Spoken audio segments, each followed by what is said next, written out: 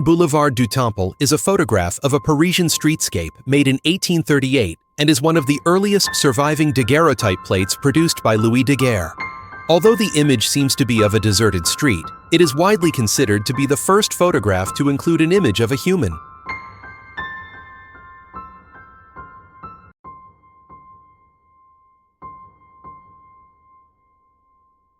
We owe the contemporary image of Pierrot to the famous mime Jean-Gaspard Baptiste Dubureau, who replaced the rough and wide white hat of the Commedia dell'arte character with the long blank face and black skull cap that we recognize today. Charles Dubureau, his son and also a mime, was asked by Nadar and his brother Adrien to pose for a series of tête d'expression that would serve as publicity for the brothers' struggling studio. The series was an enormous popular success. Photograph of soldiers from the 8th Hussars gathered around an open-air cooking hut field kitchen. A man stands at the center of the group holding a large pan, while the man sitting in front of him fills his bowl from it. The other soldiers stand, sit, and lie around them. To the right, a soldier is chopping wood, and a vivandière stands behind them with her left hand on her hip. Fenton's photographic van is just visible to the left. The 8th Hussars served in all of the major battles of the Crimean War, including the charge of the Light Brigade. Vivandières, also known as a cantinière, were women who traveled with the French army as canteen workers. Photograph of Sergeant Thomas Dawson with his daughter. He is sitting on a bench with right arm around his young daughter, who is standing between his legs, with a walking stick tucked under her right arm. Dawson is wearing a winter coat, his empty left sleeve showing that he is missing an arm. Sergeant Thomas Dawson of the 3rd Battalion of the Grenadier Guards lost his left arm at the Battle of Inkerman. This photograph is one of a series of portraits of wounded Crimean War veterans acquired by Queen Victoria. Throughout the war, she had taken an active interest in the welfare of the troops, and on their return to Britain, she met a number of the injured men at Buckingham Palace and at the military hospital at Chatham. Sergeant Dawson was one of the men the Queen met at Buckingham Palace on the 20th February 1855. Isambard Brunel, standing before the launching chains of the Great Eastern, is a photograph taken by Robert Howlett in November 1857. It shows Brunel, the British engineer, during the troubled first attempt to launch the SS Great Eastern, by far the largest ship constructed to that date. Brunel stands before a drum of chain used during the launching of the vessel.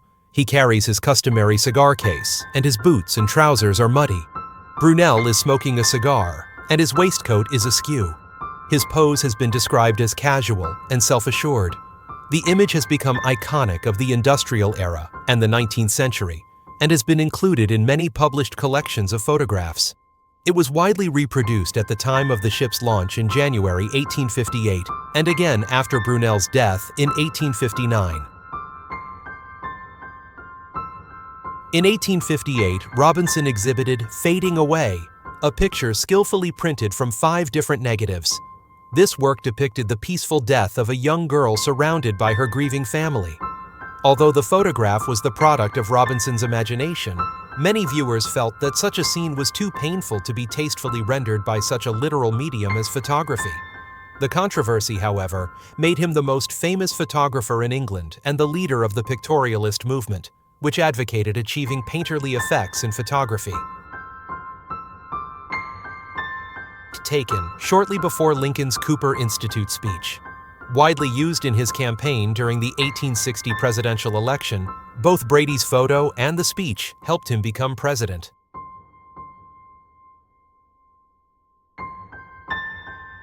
The photograph shows the close-behind number 193 High Street in Glasgow. 2 children sit on the worn steps on the right. The High Street started at the east end of Glasgow, where the majority of the city's slum housing was located. Overcrowding and poor sanitation resulted in high mortality rates caused by infection and disease. In 1868, the City of Glasgow Improvement Trust approached Thomas Annan to take photographs of some of the slum areas of the city prior to demolition. The resulting images are some of the earliest examples of documentary photography. 10 Street Arabs in the area of Mulberry Street is a black and white photograph taken by Danish-American photographer Jacob Riis. The designation of street Arabs was given back then to homeless children. Riis took several pictures of these children during the journalistic and photographic work that led to the publication of his landmark book, How the Other Half Lives, where they were published with the title of Street Arabs in Sleeping Quarters. In the late 19th century, there were a large number of homeless children on the streets of New York.